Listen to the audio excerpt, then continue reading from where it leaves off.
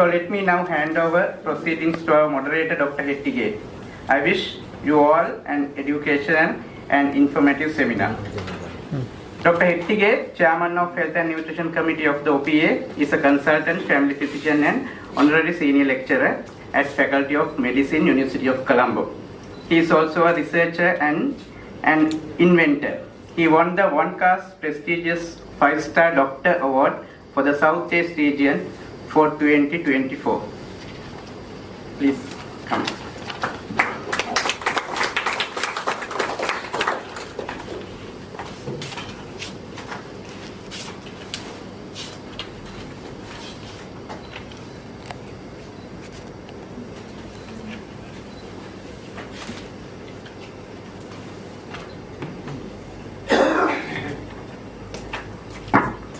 Thank you, President, for that kind introduction. I welcome all of you on behalf of the Health and Nutrition Committee of the OPA for our seminar with reference to cancer, which is a very important topic today. We are going to discuss something new. Not what you have heard in the past. We are going to actually talk about what is cancer and how cancer originates in the body, and then how we could prevent cancer. How could we prevent us from getting cancer? And then also we are going to tell about the nutrients in development of treatment. Now, a lot of people are very scared about cancer treatment, but now if you detect early, it's most of them could be even curable now. So we have two eminent speakers. One will be Dr. Sanath Hettige. He is a consultant oncologist at the National Cancer Institute, a very senior consultant oncologist. He'll be dealing with the nutrients in treatment. And we have Dr. Dumidu Vijayratna, who is a specialist in family medicine, and he is in charge of the Cancer Early Detection Center, and he is a principal general practitioner at Shiromed Family Clinic at California, and he has a lot of experience in dealing with primary care and handling and detecting early cancer patients. So they will be speaking after my introduction. So I'll be initially speaking a little introduction to cancer, and then after that Dr. Jayakumaran will be talking, and Dr. Dumidu Vijaywarna will be speaking the other aspects.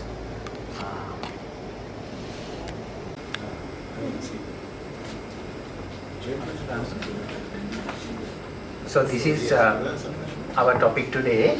Anyway, we have two experts to talk about this. I will give a little appetizer for you all in the beginning. What you are going to get in these two expert lectures.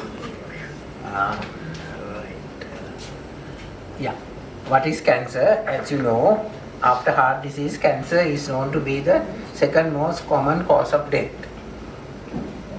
Cancer is a broad term where some of the body cells grow uncontrollably, disrupting the balance and spread by invading or damaging other parts of the body. The scary thing is 1 in every 2 men and 1 in every 3 women will be diagnosed of cancer in their lifetime. This is what they think.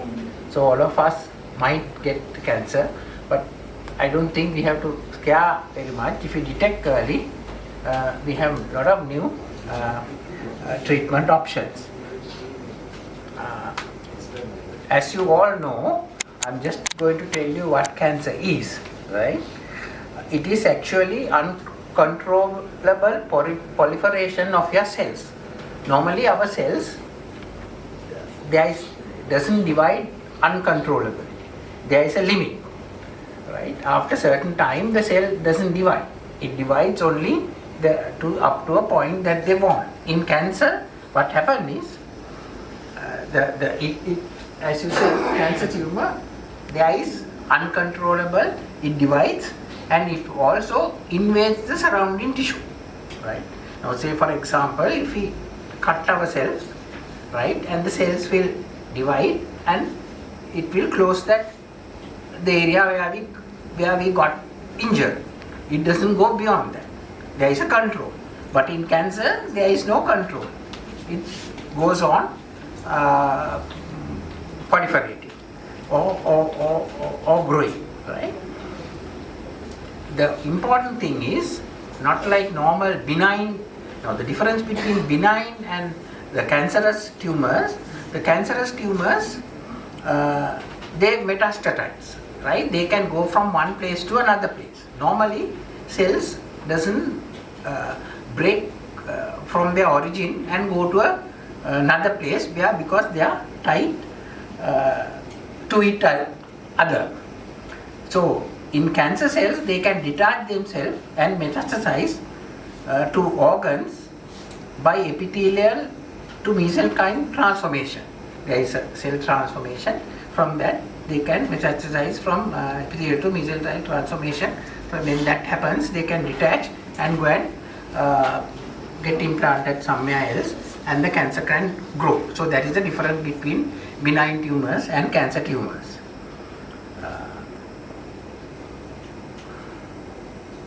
And the new research say that they can even work as stem cells. Right. So this shows that how transformation can occur and where it can metastasize or where it can spread to other areas in the body. So if you take cancer, there are certain types of cancer, which is hereditary, familial and sporadic, right? So our experts will go through all these in depth. So I'm just going to tell something about cancer, something about chromosomes, what is DNA and what is genes. That will be very important for you all to understand what our experts are going to say, right? So our cells, we have trillions of cells in our body which contain chromosomes, pairs of chromosomes, which contain our genetic material. The chromosomes are made up of DNA, right? Inside DNA, you have genes, which controls our body. Our entire code is there. If you take this diagram, you can see this is the cell, and you get the nucleus, and inside the nucleus you get the chromosome. Inside the chromosome, you get this DNA molecule. Right? Inside this DNA molecules, you get the genes which control our cells. Each gene has a specific job to do. Right now here, this gentleman is videoing, right? And somebody else is controlling the sound. Like that in our body, these genes have specific function to do, and they do it specifically, right?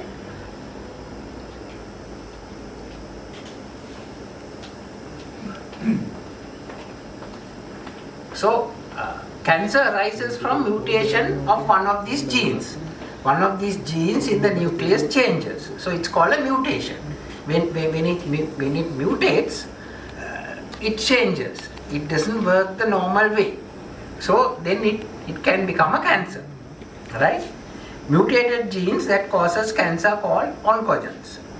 It is thought that several mutations need to occur to give rise to a cancer, right?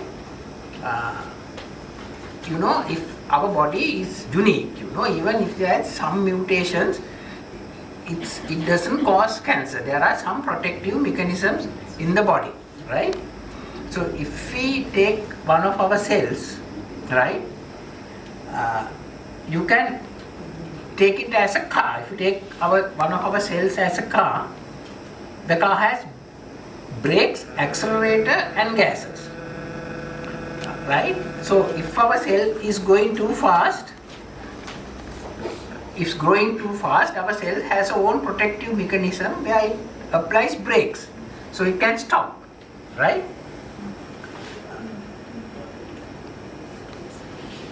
So if it going fast, you can slow the accelerator. So like that, the body itself has a lot of controlling mechanisms. So when the gas is empty, the cells can't divide anymore. So what I am saying is that our body has several mechanisms to protect ourselves, right? But basically our body has a brake system. The cells has a brake system. If the car is going too far, it will brake, so it will stop, or the gas will be over, so it will stop. But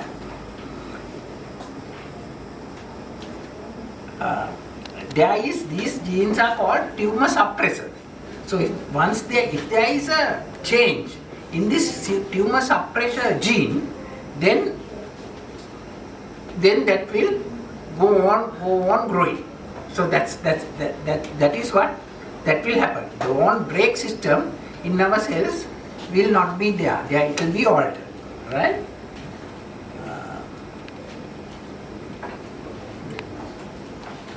So if somebody has a mutation in another set of genes called oncogenes, then you are constantly pressing the gas, right? The car will continue to grow, so the cells will continue to grow. Still, there is one brake, one more kind control system, which is gas, right? Once the gas tank is empty, the car cannot go anywhere. So you have a third sort of control. So the cells, the third sort of control is that these cells cannot divide ever, right? After some time the cell division stops. As we ages, certain our body organs doesn't grow. So like that, the cancers also, our cells also has a control system.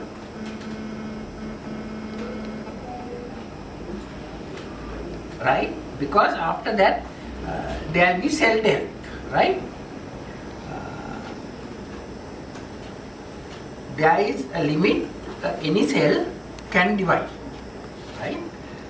So this is determined by an enzyme called telomerase. In cancer, they turn on this telomerase and they keep adding telomerase to the end so that they don't stop. I will explain to you that.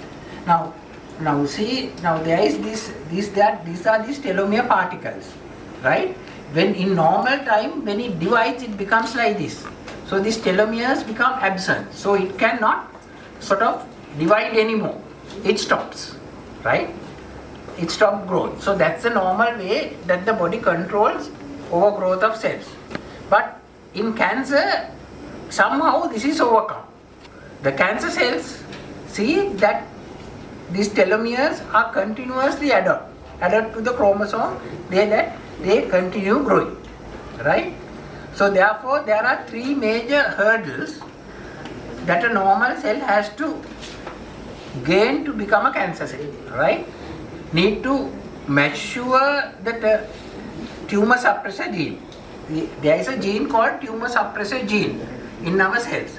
So they have to mutate, it has to change, right? Then need to mutate the oncogene to become active and have to continuous activation of telomerase. So there are these three steps has to be there for one of our cells to become cancer. So our body has so much of protective mechanism for the cells to prevent them from becoming a cancer cell. So why these things are all important, I will tell you one. And there's another last hurdle. right? That is our immune system. If our body, one of our cells change to some other thing, our immune system will attack them and kill them. You know, now your kidney nobody else can take, right? Unless you give immune suppressor drugs, the body will reject it.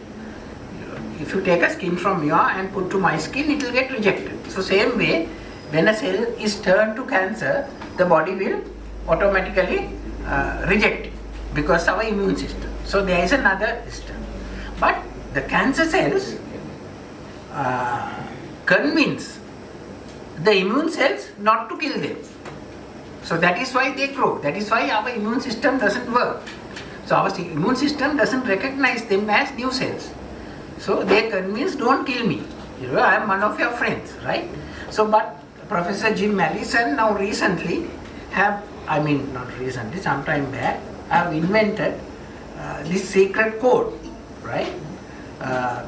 And now scientists are able